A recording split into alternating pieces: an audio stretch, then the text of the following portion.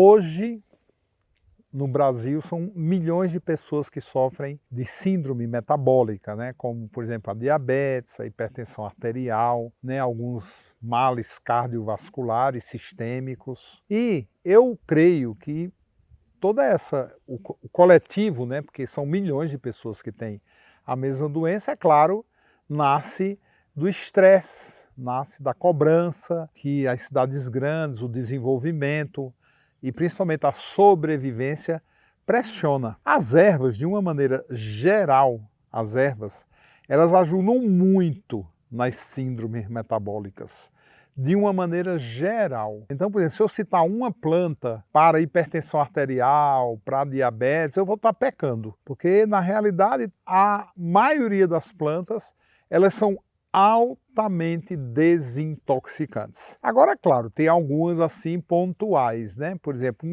um dos problemas da hipertensão arterial é a retenção hídrica. Esse é um dos problemas, né? Essa pressão, né? Então a pessoa não consegue urinar. Então, por exemplo, tem algumas plantas que são maravilhosas, citei já para vocês aqui, que são plantas que nos ajudam a impulsionar o trabalho renal.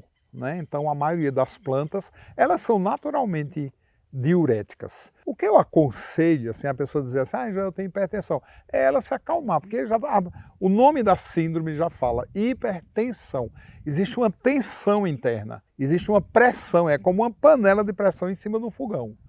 Então é interessante, por exemplo, associar plantas que são diuréticas com plantas que são calmantes, relaxantes, para que provoque o desligamento, para que a pessoa possa sair do estresse.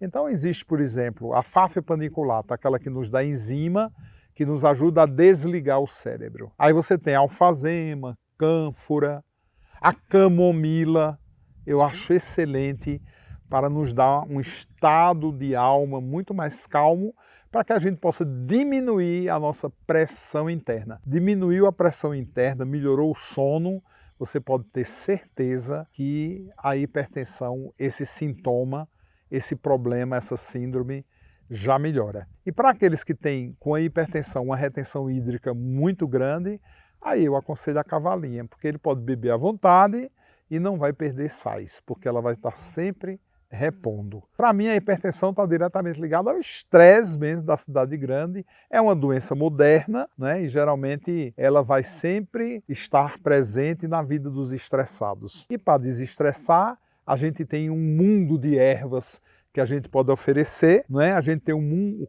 a natureza nos oferece isso na realidade e a gente pode usufruir das que são calmantes, das que são diuréticas, das que são desintoxicantes, porque elas vão ajudar muito, né, a gente administrar melhor essa tendência de hipertensão, que é hoje uma tendência de uma síndrome mundial.